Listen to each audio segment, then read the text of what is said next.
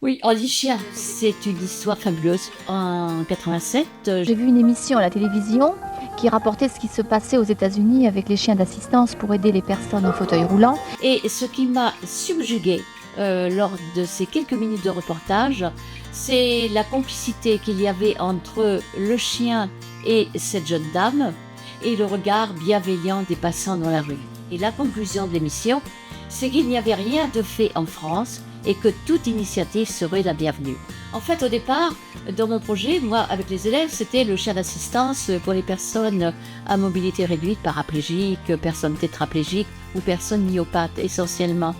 Mais très rapidement, on a eu des demandes pour des enfants présentant des troubles autistiques ou des enfants polyhandicapés. Et je donnerai un exemple, c'est lors d'un stage de transmission d'un chien, un papa qui avait eu les jambes donc sectionnées dans le cadre d'un accident, a reçu un chien.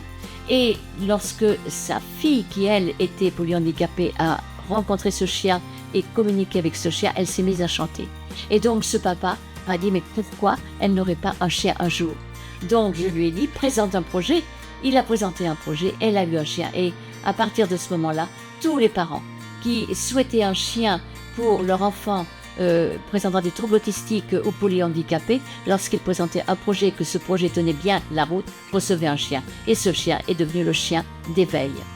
Pareil ensuite, les directeurs des maisons de retraite, quand ils voyaient l'intérêt du chien d'assistance ou du chien d'éveil près de leur maître, se sont dit, mais pourquoi pas un chien dans notre structure? Cela pourrait aider soit les personnes handicapées en fauteuil, qui participent à des séances de rééducation, ou bien dans les établissements de personnes âgées, pour stimuler, sortir de leur chambre, parler plus facilement. Et on a mis en place donc le chien d'accompagnement social. Aujourd'hui, on est à un peu plus de 3500 chiens attribués.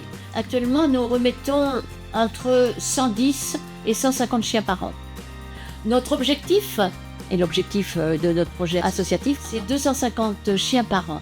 Donc il faut vraiment que l'on achète davantage de chiens, qu'on en éduque davantage et surtout que les demandeurs attendent moins de 2 ans avant de recevoir leur chien.